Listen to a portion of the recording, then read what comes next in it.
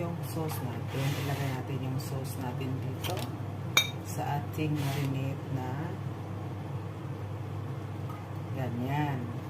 Tapos guys, maglagay tayo ng ating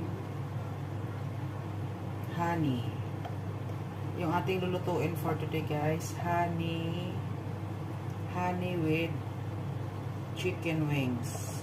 And of course, we marinate also the garlic. The important, we need to marinate first guys, no? Marinate garlic, okay? And also, we need to put already, marinate na yan already guys, marinate also onion. Yes, onion guys. And also, we need to put a little sugar after that guys. The important is we put sugar, a little bit, okay, little only. Yeah, just for the taste.